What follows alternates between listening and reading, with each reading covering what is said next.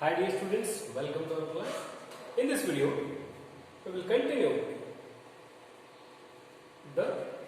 your second course, the Mauritius, para number 12. Before we start the lesson, before we continue the lesson, we just recall what we studied in last video. Okay, come to the 11th.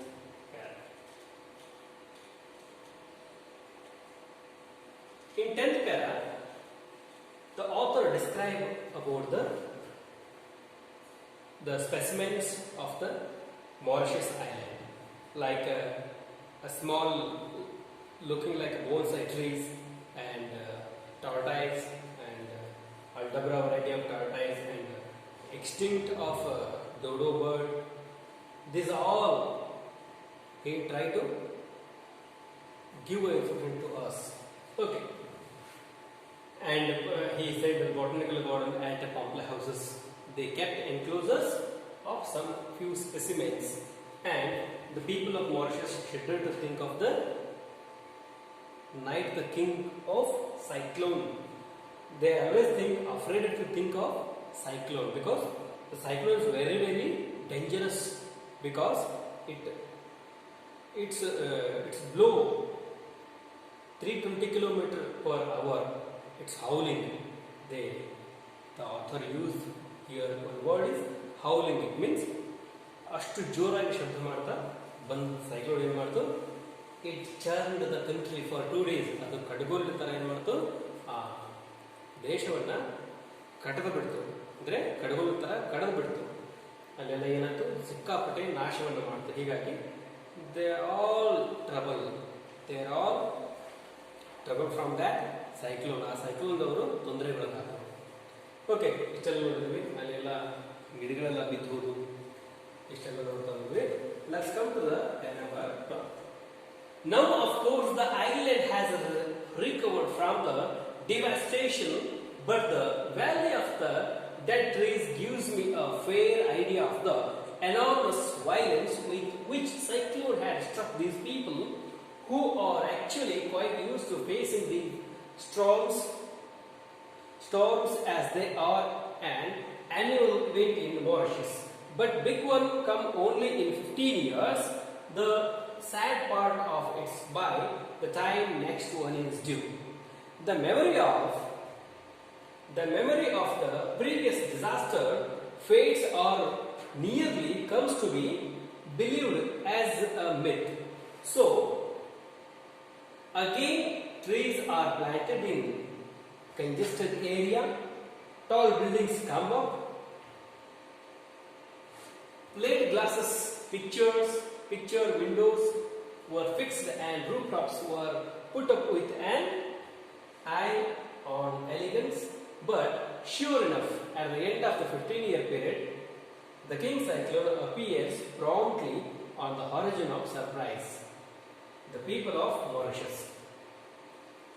Okay, let's come to the meaning of this para. Now, of course, the island has recovered from the devastation after the hit of the cyclone. The Mauritius island totally devastation. Then now it recovered. ಅದೇನಾಗ್ತದೆ, ಈಗ ಮತ್ತೆ ಚೇತರಿಸಿಕೊಳ್ತಾ ಇದೆ. But the valley of the dead trees gives me a fair idea of the enormous violence with which the cyclone had struck these people, who are actually quite used to facing these storms as they are an annual event in Mauritius. ಅಂದರೆ ಏನಾಗಿದೆ, ಇಲ್ಲೊಂದು idea ಏನು, but the valley of the dead trees, ಅಲ್ಲಿ ಒಂದು ದೊಡ್ಡ ವ್ಯಾಲಿಯಲ್ಲಿ, ದೊಡ್ಡ ಕಣಿವೆಯಲ್ಲಿ ಏನು ಅಪ್ರೂಟಿಂಗ್ ಟ್ರೀಸ್ ಇದ್ವಲ್ಲ, ಬೇರೆ ಸಮಯಕ್ಕೆ ಕೆತ್ತಂತ ಟ್ರೀಸ್ ಎಲ್ಲ ಏನಾಗಿತ್ತು, ಒಂದು ದೊಡ್ಡ ಕಣಿವೆಯಲ್ಲಿ ಪ್ರವಾಹ ಜೊತೆ ಹರಿದುಕೊಂಡು ಹೋಗಿ ಅಲ್ಲಿ ಬಿದ್ದಿತ್ತು. ಇವ್ರಿಗೊಂದು ಒಂದು ಒಳ್ಳೆ ಐಡಿಯಾ ಬಂತು. ಯಾರಿಗೆ? ಆಥರ್, ಟ್ರಾವೆಲ್ಗೆ ಹೋಗುವಂತ ಆಥರ್ಗೆ ಒಂದು ಐಡಿಯಾ ಬಂತು. enormous violence with which the cyclone had struck these people. ಅಂದ್ರೆ ಈ ಸೈಕ್ಲೋನ್ ಏನ್ ಮಾಡಿದೆ, ಜನರನ್ನ ಸ್ಟ್ರಕ್ ಮಾಡಿತ್ತು. these people who are actually quite used to facing these storms as their annual event in Mauritius. ಆದರೆ ಪ್ರತಿ ವಾರ್ಷಿಕವಾಗಿ ಅಂದ್ರೆ ವರ್ಷಕ್ಕೊಮ್ಮೆ ಒಂದು ಇದು ಬರ್ತದೆ, ಏನು ಜಾತ್ರೆ ತರ ಬರ್ತದೆ, ಆನ್ಯುವಲ್ ಇವೆಂಟ್. ಆ ಜಾತ್ರೆಗೆ ಮತ್ತೆ ಸಿದ್ಧತೆಯನ್ನು ಮಾಡ್ಕೊಳ್ತಾ ಇದ್ರು. ಓಕೆ, ಇದ್ರ ಬಗ್ಗೆ ನೋಡೋದಾದ್ರೆ, but the big one come only in 15 years. ಪ್ರತಿ ವರ್ಷ ಒಂದು ಏನಾಗ್ತಿತ್ತು, ಆನ್ಯುವಲ್ ಇವೆಂಟ್ ಅಂತ ಬರ್ತದೆ. ಇಟ್ ಮೀನ್ಸ್ ವಾರ್ಷಿಕವಾಗಿ ನಡೀತಕ್ಕಂಥ ಒಂದು ಜಾತ್ರೆ, ವರ್ಷಕ್ಕೊಮ್ಮೆ ನಡೀತಕ್ಕಂಥ ಜಾತ್ರೆ ಬರ್ತಿತ್ತು. ಆದ್ರೆ ಆ ಜಾತ್ರೆಗಳಲ್ಲಿ ಅತ್ಯಂತ ದೊಡ್ಡ ಜಾತ್ರೆ 15 ವರ್ಷಗಳಿಗೊಮ್ಮೆ ಮಾರಿಷಸ್ ಅಲ್ಲಿ ಆಗ್ತಾ. The sad part of it's by time the next one is due. ಅಂದ್ರೆ ಮುಂದಿನ ವರ್ಷ ಏನಾಗಿರ್ತದೆ, ಅಲ್ಲಿದು ಜಾತ್ರೆ ಸ್ಟಾಪ್ ಆಗಿರ್ತದೆ. ಬಿಕಾಸ್ ಸೈಕ್ಲೋನ್ ಡಿಸಾಸ್ಟರ್ ಮಾಡ್ತದೆ. The memory of the previous disaster fades and nearly comes to be believed as a myth. ಅಂದ್ರೆ ಹೋದ ವರ್ಷ ಏನು ಡಿಸಾಸ್ಟರ್ ಆಗಿತ್ತು, ಅಂದ್ರೆ ದೊಡ್ಡ ವಿಪತ್ತು ಬಂದಿತ್ತು. ಆ ವಿಪತ್ತು ಬಂದು ಏನ್ ಮಾಡಿತ್ತು, ಎಲ್ಲವನ್ನ ಸರ್ವನಾಶ ಮಾಡಿತ್ತು, ಅವರ ಜೀವನವನ್ನು ಸರ್ವನಾಶ ಮಾಡಿತ್ತು, ಆ ದೇಶದ ಆರ್ಥಿಕತೆಗೆ ಹೊಡೆತ ಬಿದ್ದಿತ್ತು. ಅದು ಕಳೆದ ಹೋದ ವರ್ಷ ಆಗಿತ್ತು. ಆದರೆ ಈಗ ಅವರು ಮತ್ತೆ ಚೇತರಿಸಿಕೊಳ್ತಾ ಇದ್ದಾರೆ, ಮತ್ತೆ ವರ್ಕ್ ಮಾಡ್ತಾ ಇದ್ದಾರೆ ಕಂಟ್ರಿ ಸಲುವಾಗಿ. ಅದು ಅವ್ರಿಗೆ ಹೇಗೆ ಕಾಣಿಸ್ತಾ ಅಂದ್ರೆ ಹಿಂದೆ ಏನೋ ಒಂದು ಕಥೆ ತರ ಆಗಿ ಹೋಗಿದೆ ಅನಿಸ್ತಾ ಇದೆ. So again trees are planted in congested area. ಮತ್ತೆ ಇವರು ಏನ್ ಮಾಡಿದ್ರು, ಬಿರುಗಾಳಿ ಸಿಕ್ಕ ಕಳೆದು ಹೋದಂತ ಎಷ್ಟೋ ಟ್ರೀಗಳು ಹೋಗಿದ್ದು ಮತ್ತೆ ಜಾಗದಲ್ಲಿ, ಮತ್ತೆ ಅಲ್ಲಲ್ಲಿ ಜಾಗ ಸಿಕ್ಕಲ್ಲಿ ಸಿಟಿಗಳಲ್ಲಿ ಏನ್ ಮಾಡಿದ್ರು, ಸಣ್ಣ ಸಣ್ಣ ಗಿಡಗಳನ್ನ ಹಚ್ಚಲಿಕ್ಕೆ ಶುರು ಮಾಡಿದ್ರು. ಟಾಲ್ ಬಿಲ್ಡಿಂಗ್ಸ್ ಕಮ್ ಅಪ್, ಮತ್ತೆ ಬಿಲ್ಡಿಂಗ್ಸ್ ಅನ್ನ ಕಟ್ಟಿದ್ರು. Late glasses picture windows are fixed and rough roofs are put up with an eye on elegance. ನೋಡ್ತಿದ್ದ ಹಾಗೇನೆ ಏನಾಯ್ತು, ಗ್ಲಾಸಿನ ವಿಂಡೋಗಳೆಲ್ಲ ಒಡೆದು ಹೋಗಿದ್ವಲ್ಲ ಅವನ್ನೆಲ್ಲ ಸರಿ ಮಾಡಿದ್ರು. ಆಮೇಲೆ ಗಿಡಗಳನ್ನ ಶುರು ಮಾಡಿದ್ರು. ಮೇಲ್ಛಾವಣಿ ಕಿತ್ತು ಹೋಗಿತ್ತು, ಅದನ್ನೆಲ್ಲ ರಿಪೇರಿ ಮಾಡಿದ್ರು. Put up with an eye elegance. ನೋಡೋದ್ರಲ್ಲಿ ಇಷ್ಟೆಲ್ಲ ಮಾಡಿದ್ರು. But sure enough, at the end of the 15-year period, the king's cycle appears promptly. 15 ವರ್ಷದ ಒಳಗಾಗಿ ಅಲ್ಲಿಗೆ ಮತ್ತೊಮ್ಮೆ ಏನಾಗ್ತದ, ಸೈಕ್ಲೋನ್ ಬರ್ತಿತ್ತು. ಪ್ರತಿ 15 ವರ್ಷದಾಗ ಒಮ್ಮೆ ಏನಾಗ್ತದೆ ಅಂದ್ರೆ ಒಂದು ದೊಡ್ಡ ಸೈಕ್ಲೋನ್ ಬರ್ತಿತ್ತು. The king of the cyclone ಅದು ಹಿಟ್, ಅದು ಏನಾದ್ರು ಬಂದರೆ ಮಾರಿಷಸ್ ಅಲ್ಲಿ ಏನು ಉಳಿತಿದ್ದಿಲ್ಲ. ಸಾವಿರಾರು ಜನ ಪ್ರಾಣ ಕಳ್ಕೊಳ್ತಿದ್ರು, ಎಷ್ಟೋ ಗಿಡ ಮರಗಳು ಹಾಳಾಗ್ತಿದ್ವು, ಬಿಲ್ಡಿಂಗ್ಸ್ ಎಲ್ಲ ಹಾಳಾಗ್ತಿದ್ವು, ಜನಜೀವನ ವ್ಯರ್ಥ ಆಗ್ತಿತ್ತು, ಕೃಷಿ ಭೂಮಿ ಹಾಳಾಗ್ತಿತ್ತು. ಅಂದ್ರೆ ಅದೇನಾಗ್ತಿದ್ರು, promptly on the origin of surprise the people of Mauritius ಅವ್ರೇನಾಗ್ತಿದ್ರು ಅಂದ್ರೆ ಗಾಬರಿಗೊಳ್ತಿದ್ರು. ಮಾರಿಷಸ್ ನಲ್ಲಿ ಅದು 15 ವರ್ಷದ ಒಮ್ಮೆ ಏನಾಗ್ತಿತ್ತು, ಆ ಸೈಕ್ಲೋನ್ ಬರ್ತಿತ್ತು. ಈ ಸುನಾಮಿ ತರ ಏನಾಗ್ತಿತ್ತು, 15 ವರ್ಷದ ಒಮ್ಮೆ ಕಂಪಲ್ಸರಿ ಬರ್ತಿತ್ತು. ಹೀಗಾಗಿ ಅವ್ರು ನೆನೆಸ್ಕೊಂಡು ಅವ್ರು ಏನಾಗ್ತಿದ್ರೆ ಭಯ ಬೀಳ್ತಿದ್ರು. 30. A coral reef runs all around the island parallel to the shore line, keeping the historical waves away at a safe distance from the beaches. The calm turquoise blue lagoons of Mauritius, though, have become world famous.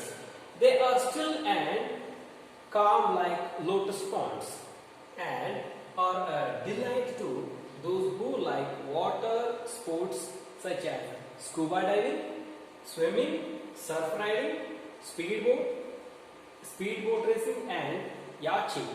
In some places the sea is so shallow there is even horse riding.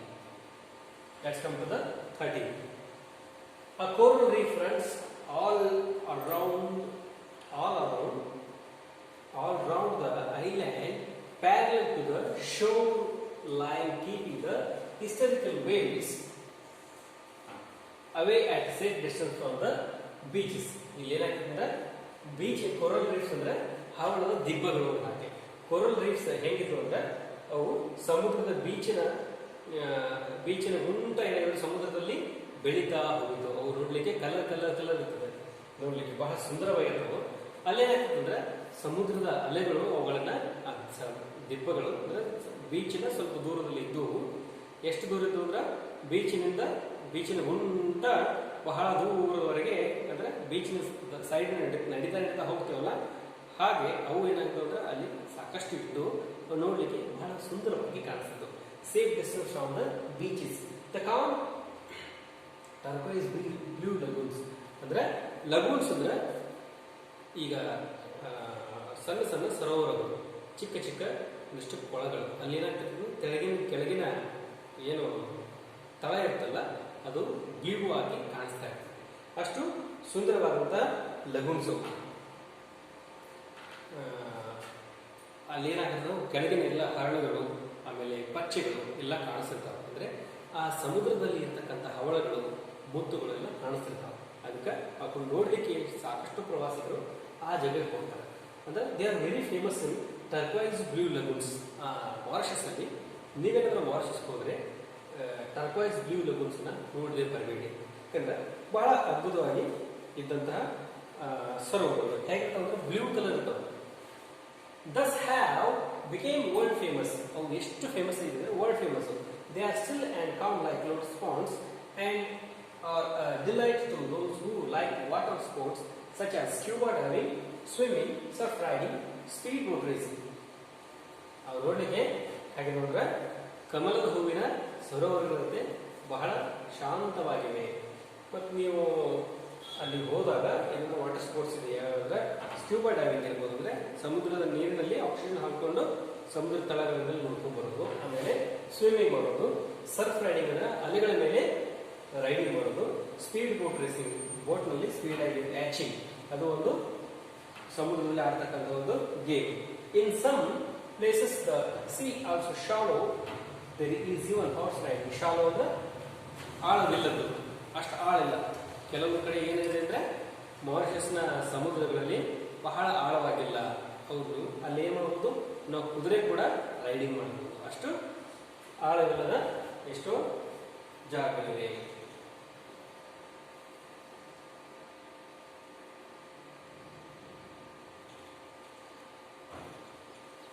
My wife and I, not being aquatic, we watch with amusement the avidity of the tourists from all parts of the world, extracting every bit of fun that the magnificent beach could eat.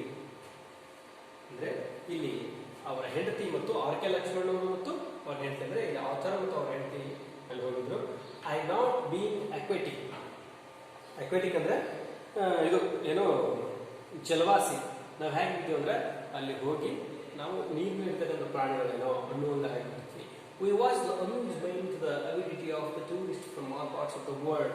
ಅಲ್ಲಿ ಏನಾಗ್ತದೆ ಅಂದ್ರೆ ನಮ್ಮಂಗ ಬೇರೆ ಬೇರೆ ಜಗತ್ತಿನ ಎಲ್ಲ ಪ್ರದೇಶಗಳಿಂದ ಪ್ರವಾಸಿಗರು ಬಂದು ಅವ್ರು ನೋಡಿ ನಮ್ಗೆ ಆಶ್ಚರ್ಯ ಇರ್ತದೆ. World extracting every bit of fun that the magnificent beach could eat. ಅಂದ್ರೆ ಆ ಬೀಚಲ್ಲಿ ಏನಾಗಿದೆ ಅಂದ್ರೆ ಬಹಳ ಅದ್ಭುತವಾದ ದೃಶ್ಯಗಳು ಕಂಡು ಬರ್ತಿತ್ತು. ಅಲ್ಲಿ ನೋಡ್ಲಿಕ್ಕೆ ಸೌಂದರ್ಯ ಇರ್ತಿತ್ತು, ಆಮೇಲೆ ಸಮುದ್ರ ಇರ್ತಿತ್ತು, ಲಗೂನ್ಸ್ ಇರ್ತಿತ್ತು, ಬೇರೆ ಬೇರೆ ಜಗತ್ತಿನ ಬೇರೆ ಬೇರೆ ಜನಾಂಗಗಳ ಜನರು ಅಲ್ಲಿ ಪ್ರವಾಸಕ್ಕೆ ಬಂದಿರ್ತಿತ್ತು. Okay, we step into glass bottom boat carefully without getting our feet wet and go on a cruise to observe submerged coral reefs and marine life as she sails on yellow sands. To start with, little undefinable creature, stray bits of the seaweed float by. Alarmed crabs scurry for shelter. Then comes the skeleton-like formation of coral. The sea deepens pale green. The sea